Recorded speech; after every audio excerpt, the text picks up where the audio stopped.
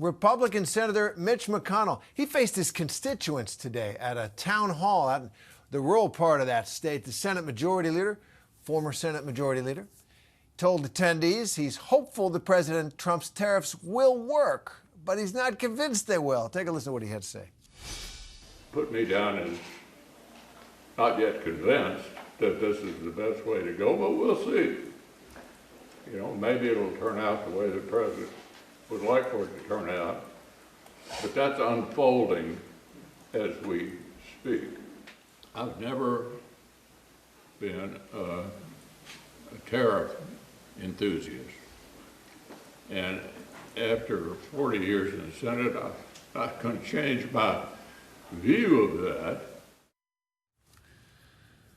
Well, there's Senator Mitch McConnell. They're talking about tariffs in Kentucky, having a town hall that was, you see these town halls, a lot of them quite rabid. People get very angry. That one didn't so much, a lot less contentious than some of the others we have seen.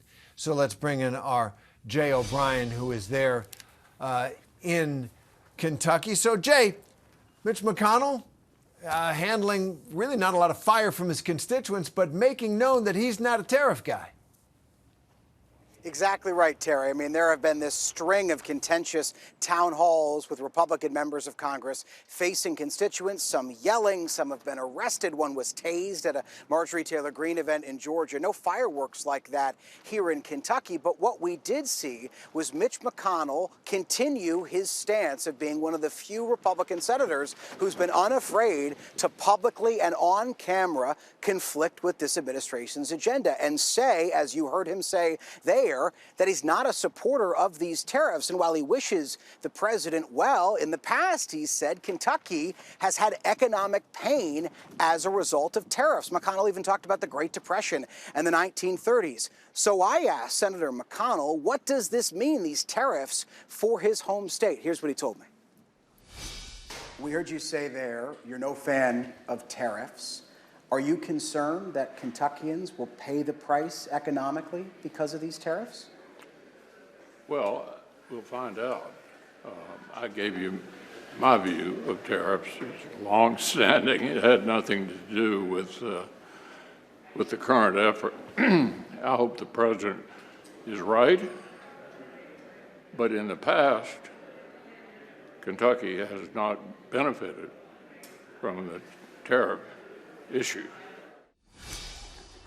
So that's a very Mitch McConnell answer, Terry. And here's another one. I asked him, because of these town halls and these other concerns we've heard from Americans about these tariffs, does he believe the American people writ large are behind the president's zeal for these trade tariffs? And Mitch McConnell, he didn't say no, but he also didn't say yes. He sidestepped the question and said, we'll see. It'll ultimately be up to the voters to decide, Terry.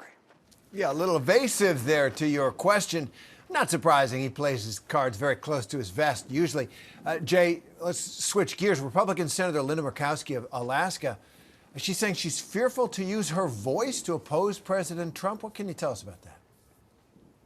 Yeah, when we talked about that small number, that handful of Republican senators who have been unafraid to critique the president and contradict his agenda in Congress, Lisa Murkowski is another of those. Susan Collins is a third. With McConnell, they've voted consistently against some of President Trump's cabinet picks and on and on and on. And what Lisa Murkowski said is that she is wary of potential retaliation, be it political retaliation or other kinds, if she uses, as she said, her voice to counteract the president here. And it comes again, Terry, as we've heard Republicans in Congress in large part be unwilling to contradict the Trump agenda. Some say that they are firmly behind the president, but I've talked to Republicans in private who say even when they disagree with the president, they are unwilling to come forward and say that because, again, as Lisa Murkowski said, they believe that there will be some kind of retaliation for doing so, Terry. Yeah, there's a word for that. We'll figure it out. Jay O'Brien, thanks very much.